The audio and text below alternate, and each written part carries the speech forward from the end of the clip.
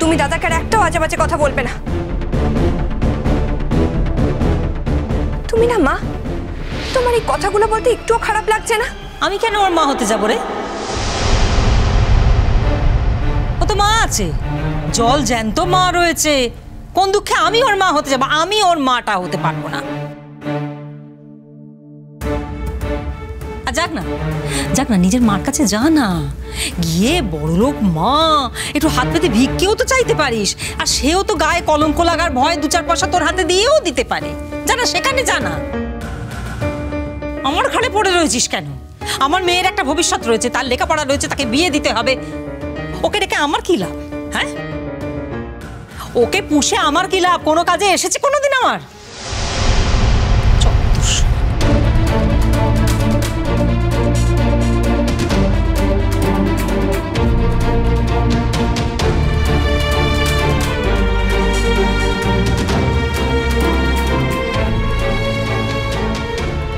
বলছিলাম যে কিছু কাজকর্ম তো করতে পারো। নিত্যই গঞ্জনা শুনতে ভালো লাগছে? আত্মসম্মান বলে কি কিছুই নেই? না না, চুপ করে দাঁড়িয়ে থাকলে তো হবে না। অন্যায় করেছো, শাস্তি পেয়েছো। তার মানে তুমিও বিশ্বাস করো যে আমি টুকলি করেছি? তো অন্য কাউকে না ধরে হঠাৎ তোমাকে ধরতে গেল কেন? না না না, এসব কথা বলে তো কোনো লাভ নেই। আমি টুকলি করিনি। তাহলে এমনি এমনি তোমাকে রাস্টিকেট করে দিল? প্রমাণ ছাড়া রাস্টিকেট করে দিল? হয় না, প্রমাণ ছাড়া এসব কাজ করা যায় না। শিক্ষা জগতে আমার তো বহু বছর হয়ে গেল। হ্যাঁ, হয়তো আমি ইউনিভার্সিটিতে পড়াইনি, একটা স্কুলে শিক্ষকতা করি, কিন্তু এই অভিজ্ঞতা আমার আছে যে প্রমাণ ছাড়া কিছু করা যায় না। ঠিক আছে, অন্যায় করেছো, সংশোধন করে নাও, নিজেকে ঠিক করে নাও, পাল্টে ফেলো। তা না করে নিজের রূপ দেখাতে গেলে, যে দুনিয়ার কাছে তোমার রূপের কি মূল্য আছে? কোনো কানাকড়ি মূল্যও নেই। এই দুনিয়াকে রূপ দেখিয়ে কোনো লাভ নেই, কোনো দাম নেই তোমার ওদের কাছে, কোনো দাম নেই। বাবা এসো, এদিকে এসো তো, এদিকে এসো। এই নাও, এটা ধরো। না না, এসব আবার কি? আমি এক্ষুনি চান করে আমায় স্কুলে ছুটতে হবে। এসব খেলে আমি তো খাবার খেতে পারবো না। তুমি এখানে চুপটি করে বসো, একটু ছাতু শরবত গুলে দিয়েছি, খেয়ে নাও।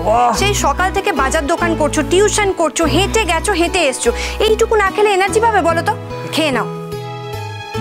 দাদা, এই নে দাদা, তোর জন্য ছাতু কলা মেখে দিয়েছি, খেয়ে নে। ধর।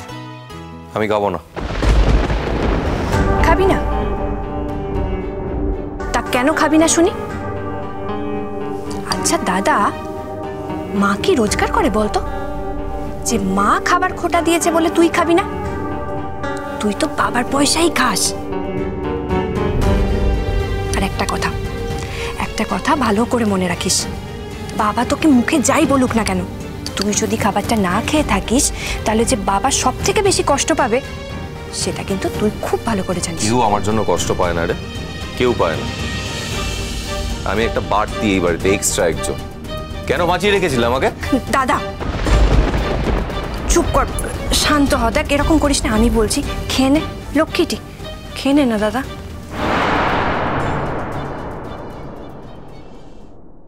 এক্সট্রা হয়ে রয়েছো তাই নিজেকে এক্সট্রা বলছো, প্রয়োজনীয় হয়ে উঠতে পারোনি। কিন্তু এদিকে তো আমার দিক থেকে কোনো ত্রুটি ছিল না। তোমাকে আমি ভালোভাবে লেখাপড়া শেখাতে চেয়েছিলাম, স্কুলে তুমি ভালো রেজাল্টও করেছিলে, তোমাকে কলকাতার একটা নামি কলেজে ভর্তিও করে দিলাম। কিন্তু তুমি কি করলে? সবার মুখে চুনকালি লাগিয়ে দিলে। নিজের ক্ষতি তো করলেই, উল্টে আমাকে, আমি একজন শিক্ষক, আমাকে অপমান করলে। এই অপমান তো আমি সারা জীবন ভুলতে পারবো না বাবা। আমার ছেলে হয়ে তুমি টুকলি করলে, ভালো করে লেখাপড়াটাও করলে না। কত স্বপ্ন দেখেছিলাম তোমায় নিয়ে, তো সমস্ত স্বপ্নে তুমি জল ঢেলে দিলে, ভেঙে চুরমার করে দিলে সমস্ত স্বপ্ন। যাকে যাক, ওসব কথা ভেবেও আর কোনো লাভ নেই, বলেও আর কোনো লাভ নেই। এবার দয়া করে খেয়ে আমাদের উদ্ধার করো। হ্যাঁ দাদা, খেয়ে নে না, এরকম কেন করছিস বল? লক্ষ্মী শোনা দাদা আমার, খেয়ে নে। আচ্ছা তুই না খেলে কি আমি খেতে পারবো বল? আমারও তো খিদে পায় নাকি। খেয়ে নে।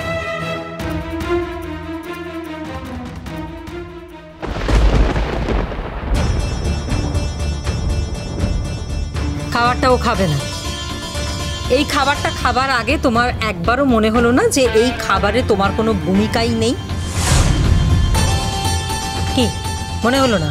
হ্যাঁ ঠিক ঠিক, আমি রোজগার করি না, আমি রোজগার করি না, আমার টাকায় তুমি খাও না, একদম একদম সত্যি কথা। কিন্তু আমি পরিশ্রম করি, হাড় ভাঙা পরিশ্রম করে এই সংসারটাকে আমি এক করে রেখেছি, তোমার বাবাকে বাঁচিয়ে রেখেছি। আর তোমার মতন একজন অকাল কুষ্ঠণ্ডকে খাইয়ে দাইয়ে বড় করেছি। নিজের খাবারটা নিজে জোগাড় করো। মা, একদম প্রশ্রয় দিয়ে মাথায় তুলবি না।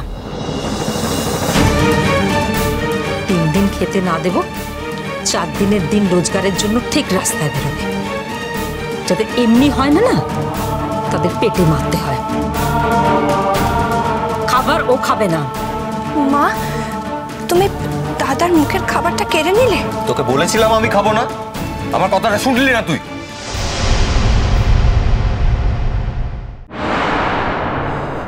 মুখের থেকে খাবারটা কেড়ে নিও না, ওকে খেতে দাও। না, আমি ওকে খেতে দেব না। ঠিক আছে, ও এই বাড়িতে আছে, থাকুক, আমার কোনো আপত্তি নেই।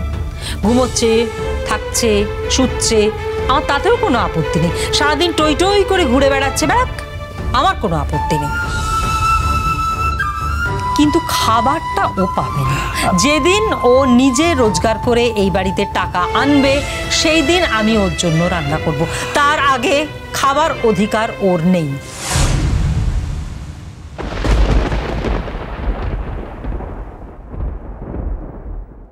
কত তফাৎ মানুষে মানুষে। আগুন হয়ে জ্বলে উঠতে যাচ্ছিলাম, অথচ ওই মহিলার মুখ মনে পড়লেই আমার দাউ দাউ করে জ্বলে ওঠা আগুন কিরকম মোমের আলো হয়ে যায়। অপমানে অপমানে ঝলছে পুড়ে শেষ হওয়া আমি, ওই মুখটা মনে পড়লেই আবার যেন নতুন করে বেঁচে উঠি। কিন্তু না, ওই ভালো মহিলার কথা আর ভাববো না। আমি ওনাকে আর কখনো মনেই আনবো না।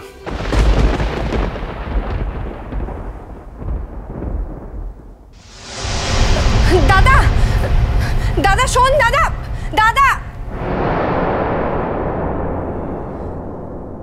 কাজটা কিন্তু তুমি ভালো করলে না মা, একদম ভালো করলে না।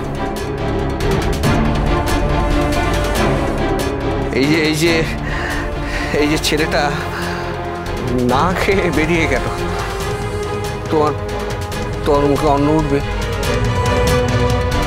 দেখো, সন্তানের মঙ্গলের জন্য অনেক কঠিন সিদ্ধান্ত নিতে হয়।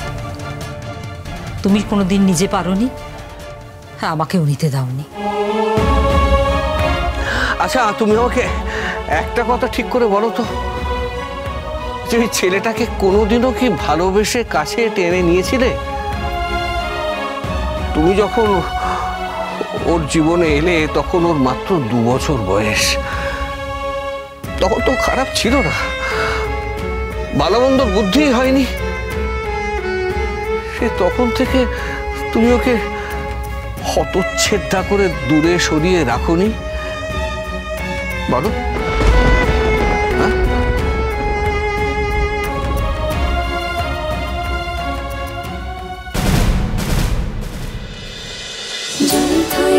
জল থই থই ভালোবাসা। ভাষায়।